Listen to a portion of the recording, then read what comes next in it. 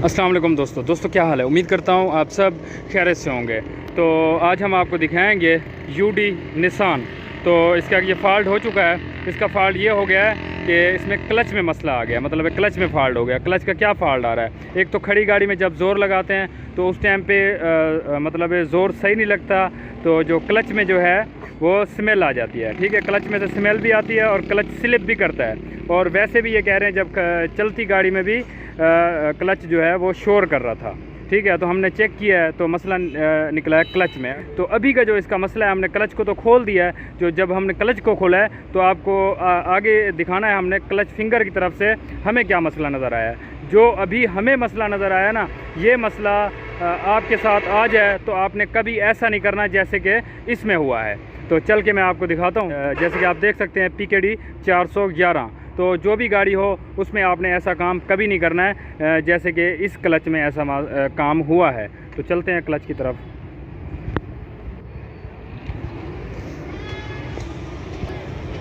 तो ये नीचे की तरफ से आप देख सकते हैं गियर बॉक्स हमने उतार दिया है, ठीक हो गया।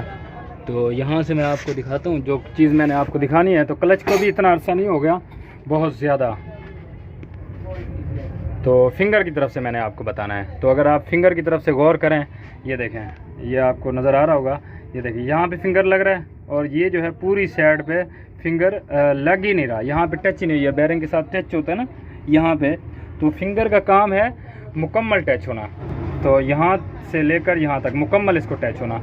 और ये देखें, ये भी मुकम्मल टच नहीं हो रहा, आपको वाज़े नज़र आ रहा होगा। और ये देखें, ये यहाँ तक टच हो रहा है, ये कुछ ज़्यादा टच हो रहा है। ठीक है, और ये देखें, ये भी कुछ ज़्यादा हो रहा है। मगर ये कहने का मकसद ये है, ये मुकम्मल टच होने चाहिए थे।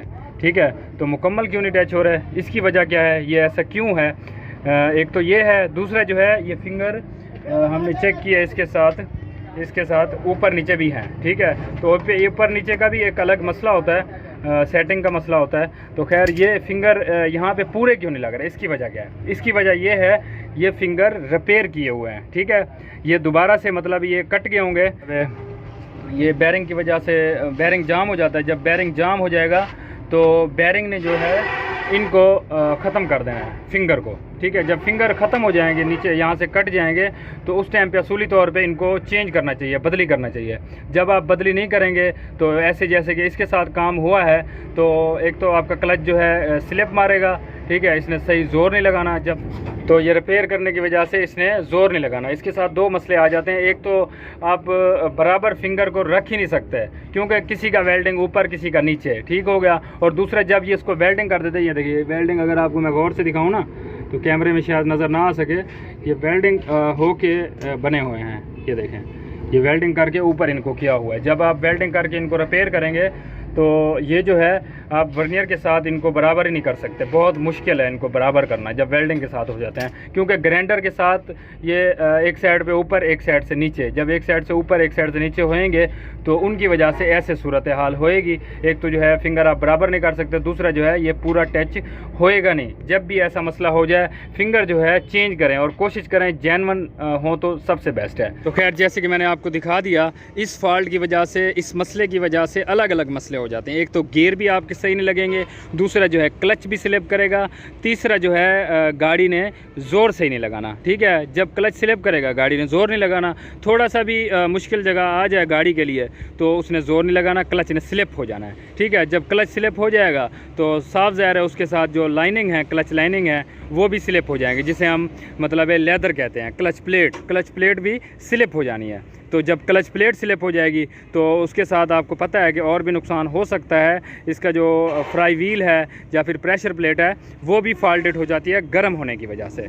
वीडियो आपको अच्छी लगी हो, इसमें कुछ भी आपको सीखने को मिला हो, वीडियो को आपने लाइक भी कर देना है, तो इसे ज़्यादा से ज़्यादा शेयर भी करना है ताकि दूसरों को भी इसका फ़ायदा हो सके। कभी भी आपने फिंगर रिपेयर नहीं करवाने, कोशिश करनी है जेन्युइन फिंगर डालें, नहीं तो देसी तो मिल ही जाएंगे आपको, वो तो डाल ही सकते हैं। तो माशाल्लाह क्लच खोल दिया गया। अब दिखाते हैं, मैं आपको दिखाता हूँ। तो आप देख सकते हैं ये कितना ज़्यादा स्लिप हो गया है। ठीक है, तो इसलिए स्लिप हो गया। और जो इसके क्लच लाइनिंग है वो आप देख सकते हैं कि वो फिर भी बचे हुए हैं, यहाँ से देखें तो। मगर ये स्लिप बहुत ज़्यादा हो गया। और यहाँ से अगर हम करते हैं गौर, तो यहाँ से आपको दिखाते हैं, और ये देख सकते हैं ये कितना ज़्यादा गर्म हो गया है। ठीक है, तो इन्हीं की वजह से तो ऐसे भी कुछ हो जाते हैं, मगर ये ऐसा नहीं हुआ, ये अभी तक है। तो वहाँ से भी मैं आपको दिखा देता हूँ। तो ये देखें ये कितना ज़्यादा फट गया है। तो ये खैर पहले भी हो सकता है, मगर ये गर्म बहुत ज़्यादा हो गया है। ये देखें, ये आपको नज़र आ रहा होगा, खैर कैमरे में कुछ कम नज़र आ रहा है क्योंकि इसमें लाइट लग रही है, इसी की वजह से। तो खैर ये क्लच ऊपर नीचे होने की वजह से, जो फिंगर है बराबर ना होने की वजह से ऐसा मसला हो गया। तो माशाल्लाह प्रेशर प्लेट खोल दी गई है। तो इसके फिंगर हम चेंज करेंगे, फिंगर चेंज करके इसको इंशाल्लाह फिटिंग करेंगे। तो खैर फिंगर की वजह से, जैसे कि मैंने आपको दिखाया था, इसकी प्रेशर प्लेट बहुत ज़्यादा गर्म हो गई है। तो गर्म होने की वजह से इसमें भी बैज़ा हो गया होगा। तो हमने जो है इसको रिपेयर करवाना है, इसको फेस करवाना है, ग्राइंड करना है। तो ग्राइंड करके ही हमने इसको फिटिंग करना है। तो वहाँ से भी मैं आपको दिखा देता हूँ फ्लाई व्हील की तरफ से, जैसे कि मैंने आपको दिखाया था कि ये जो है ये फ्लाई व्हील, इसको मतलब चेंज करना पड़ेगा। इसको हम ग्राइंड करवा के फिटिंग नहीं कर सकते, तो इसने चलना नहीं है। तो नहीं तो अगर हम ऐसे फिटिंग कर देंगे तो इसके साथ ये हो सकता है क्लच दोबारा से फॉल्टेड हो जाए। तो इसको हम न्यू लगाएंगे, तो न्यू भी आपको दिखाते हैं। तो ये इसके क्लच लाइनिंग ये डालने लगे हैं, और इसका बेयरिंग भी न्यू डालेंगे, और इसके क्लच फिंगर भी न्यू डालेंगे। तो माशाल्लाह फिंगर फिटिंग हो चुके हैं, तो मुकम्मल फिटिंग करते हैं। तो ये है जी फ्लाई व्हील, तो देसी फ्लाई व्हील है। तो बहरहाल मैं कभी नहीं मशवरा दूंगा कि देसी फ्लाई व्हील डालें, ये खैर मतलब आर्जी तौर पे डाल रहे हैं। तो दोबारा से जो है इन्होंने मुकम्मल ही सेट चेंज कर देना है जेनवन का। मतलब ये है कि उसके साथ जो इसकी प्रेशर प्लेट है वो भी, और फ्लाई व्हील भी, और जो है क्लच प्लेट भी। क्योंकि जैसे कि मैंने आपको दिखाया था, इसके फिंगर भी हमने देसी डाले हैं। तो इन्होंने दोबारा से बाद में जो है सारा ही सेट चेंज कर देना है। तो देसी आप कभी नहीं डाला करें, कोशिश किया करें कि रीजनल ही कंपनी का डाला करें।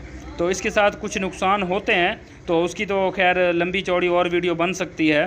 तो इसके कौन कौन से नुकसान हो सकते हैं, तो पहला मैं आपको ये बता दूं कि ये डालने से ये ज़रूर हो सकता है कि इंजन में कुछ वाइब्रेशन बढ़ जाए, क्योंकि वेट का कुछ मसला होता है, तो वाइब्रेशन इसके साथ बढ़ सकती है। तो करेंगे इसको फिटिंग करके इंशाल्लाह हमने अच्छे से सेटिंग कर देनी है। तो इसकी क्लच के मामले में और भी बहुत सारी वीडियो बनी हुई है मेरे चैनल पे, मतलब हबीब मैकेनिक पे भी बनी हुई है, और हबीब ट्रक मैकेनिक जो आप इस टाइम पे देख रहे हैं जिस पे वीडियो, इस पे भी क्लच के मामले में, क्लच के फॉल्ट के मामले में, और जो है मतलब क्लच सेटिंग के मामले में वीडियो बहुत सारी बनी हुई है। तो आप विज़िट करें, चैनल देखें, इंशाल्लाह आपको बहुत कुछ उस वीडियो में मिल जाएगा। और कुछ वीडियो का मैं लिंक भी दे दूंगा अपने डिस्क्रिप्शन में, तो आप जाके देख सकते हैं। और आपको वीडियो ये अच्छी लगी हो, इसमें कुछ भी आपको सीखने को मिला हो, वीडियो को आपने लाइक भी कर देना है, तो इसे ज़्यादा से ज़्यादा शेयर भी करना है, ताकि दूसरों को भी इसका फ़ायदा हो सके। तो अभी के लिए ओके, अल्लाह हाफ़िज़, इंशाल्लाह मिलेंगे नेक्स्ट वीडियो में।